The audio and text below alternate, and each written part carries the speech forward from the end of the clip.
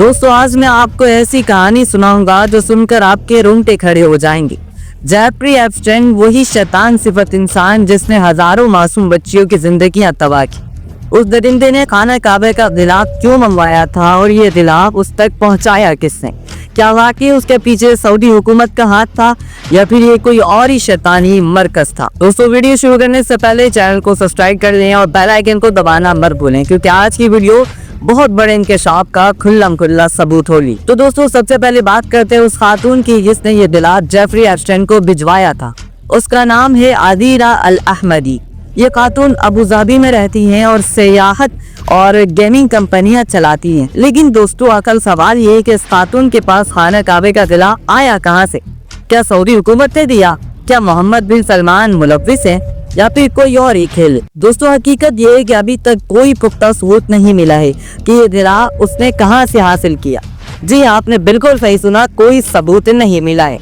अब दोस्तों जब हम ईमेल्स को पढ़ते हैं तो हाल ही में सामने आए जो जितने भी ईमेल्स हैं तो एक बात बिल्कुल वाज़ेह हो जाती है। अदीरा अल अहमदी को बिल्कुल नहीं पता था कि जेफरी एप्स्टाइन इतना गंदा इंसान है और उसकी असलियत क्या है। उस बेचारी खातून को सिर्फ इतना बताया गया था कि जेफरी कोई मस्जिद बना रहा है और उसके लिए गिलाफ काबा चाहिए। और दोस्तों अदीरा ने यहाँ तक के पूछा कि मुझे वो मस्जिद दिखाई जाए ताकि मैं देख सकूं ना, तो उसे कोई जवाब नहीं मिला। इवेंट्स के मुताबिक अदीरा ने गिलाफ 3 हिस्से में भेजे थे, एक अंदरूनी गिलाफ, एक बैरूनी गिलाफ और एक पुराना गिलाफ। उसने एक मुकम्मल फाइल भी बनाकर भेजी थी जिसमें तीनों हिस्से की तफसील थी। दोस्तों यहाँ पर कहानी और भी दिलचस्प हो जाती है। सितंबर सन 2017 में जब समुद्री तूफान आर्मा ने जेफरी एप्स्टाइन के निजी जजीरे को तबाह कर दिया तो अदीरा अहमदी ने कई दिन तक मुसलसल जेफरी की खैरियत पूछी। और जब उसे पता चला कि जजीरे पर बहुत नुकसान हुआ है, दरख्त गिर गए हैं, डॉग्स तबाह हो गए हैं, तो अदीरा ने वादा किया कि वो नया खेमा भेजेगी। दोस्तों ये बातें साफ साबित करती हैं कि खातून बिल्कुल मासूम थी और उसे जेफरी एप्स्टाइन की शैतानियत का कोई अंदाजा तक नहीं था। और अब दोस्तों आते हैं दूसरे बड़े किरदार पर, अब्दुल्ला अल मरी। ये वो शख्स था जिसने गिलाफ काबा को अमेरिका तक पहुंचाया। अब्दुल्ला अदीरा और जेफरी के दरमियानी किरदार अदा किया गया था। अदीरा कभी बराह रास्त जेफरी या उसके कारिंदों से बात नहीं करती थी। दोस्तों ये अब्दुल्ला ही था जिसने गिलाफ काबा को पार्सल करके अमेरिका रवाना किया। और यहाँ पर एक दिलचस्प मोड़ आ जाता है। अमेरिका में ये पार्सल चेमलर नामी खातून ने रिसीव किया जो एक ट्रांसपोर्ट और कस्टम कंपनी में काम करती थी। दोस्तों जरा सोचिए, अब्दुल्ला ने चेमलर से पूछा कि मैं गिलाफ काबा कैसे भिजवाऊं, और चेमलर ने कहा कि 8 लिखकर भेज दो। जी हाँ आपने बिल्कुल सही सुना, उन्होंने कहा कि खाने काबे के गिलाफ को 8 लिखकर भेज दिया जाए। और फिर ऐसा ही हुआ और फिर चेमलर ने उसको चेकिंग करके पास करवा दिया। और अब दोस्तों आते हैं उस खातून पर जो इस पूरे खेल में असल मास्टरमाइंड थी, कोरिना फर्जेंटाइन। ये एक या फिर आप इसको ये भी कह सकते हैं डिफेन बेलियस। ये जेफरी एप्स्टाइन की खास कारिंदा थी, उसकी गर्लफ्रेंड भी थी और बाद में जेफरी ने उससे शादी भी कर ली। जेफरी ने अपनी आधी जायदाद उसके नाम कर दी और उसका इरादा भी किया था। दोस्तों यही वो औरत थी जिसने पूरा सिस्टम संभाला हुआ था, यही अब्दुल्ला के साथ राब्ते में थी और उसने सारा गेम प्लान किया था। अब दोस्तों आते हैं इस सबसे बड़े सवाल पर, जेफरी एप्स्टाइन जैसे दरिंदे को गिलाफ काबा की क्या जरूरत थी? डॉक्यूमेंट्स के मुताबिक जेफरी कोई मस्जिद ऐसी कोई इमारत नहीं बना रहा था। उसने एक शख्स को ईमेल की थी कि अंदरूनी डिजाइन तुर्की के एक मस्जिद जैसा भेजा चाहिए और मस्जिद का ऐसा होना चाहिए। और दोस्तों जरा ये तफसीलात गौर से सुनिएगा। दीवार जो है वो 6 मीटर होनी चाहिए ऊंची, ठीक है, और कमरा 10 मीटर और 22-16 मीटर, यानी कि 10 बाई 16 मीटर का कमरा होना चाहिए।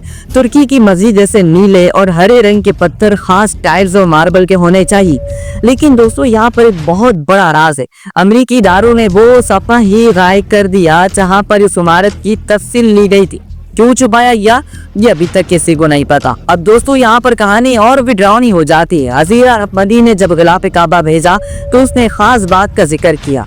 उस गिलाफ पर तकरीबन 1 करोड़ मुसलमानों के फिंगरप्रिंट्स थे। जी हाँ दोस्तों, जो लोग इबादत करने आते थे वो गिलाफ काबा को छूते थे, हाथ लगाते थे, बरकत हासिल करते थे, उनके फिंगरप्रिंट्स गिलाफ पर मौजूद है। और दोस्तों यहाँ पर सबसे खौफनाक चीज ये है कि अदीरा अहमदी को DNA सैंपल्स तक भेजे गए थे। ये DNA सैंपल्स किसके थे, क्या मकसद था, क्यों भेजे गए, یہ کسی کو نہیں پتا۔ دوستو جب ہم ان تمام چیزوں کو ملا کر دیکھتے ہیں تو ایک خوفناک تصویر سامنے آتی۔ جیفری ایپسٹین کے جزیرے پر شیطانی رسومات ہوتی تھی، معصوم بچوں کی قربانیاں دی جاتی تھی، ان کو ذبح کیا جاتا تھا، شیطان کی عبادت کی جاتی تھی، اور اب یہ آدمی خانہ کعبہ کا غلاف منگوا رہا تھا۔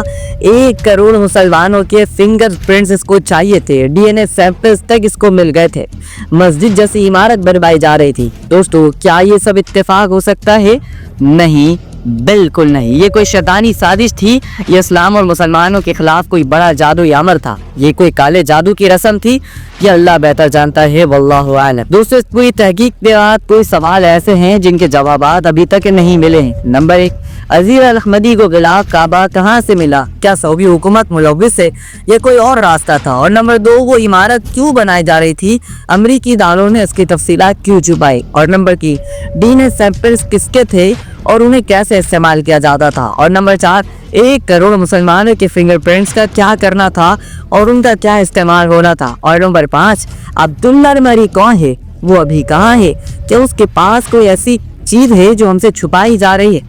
دوستو یہ سوالات آج بھی ہیں جن کا جواب ابھی تک ہمیں نہیں ملا، اور شاید عالم بھی نہ ملے۔ یہ ایک بہت بڑا راز۔ دوستو یہ کہانی ہے ایک اہم سبق دیتی ہے کہ دنیا میں ایسی طاقتیں موجود ہیں جو مقدس چیزوں کو بھی شیطانی مقاصد کے لیے استعمال کرنے سے نہیں ہچکتاتی ہیں۔ عزیر الاحمدی جیسی معصوم خواتین کو استعمال کیا جاتا ہے، ان کو اس گندے کھیل میں ملوث کیا جاتا ہے، اور سب سے خوفناک بار حقیقت کو چھپایا جاتا ہے۔ تو دوستو اگر آپ کو ویڈیو پسند آئی ہو تو لائک کریں، شیئر کریں، اور کمنٹ بتائیں کہ آپ کو کیا لگتا ہے، کیا واقعی یہ کوئی شیطانی سازش تھی یا پھر کچھ اور کی؟ چینل کو سبسکرائب کرنا مت بھولیں کیونکہ ہم ایسی خطرناک انکشاف لاتے رہیں گے۔ اللہ حافظ، خدا حافظ۔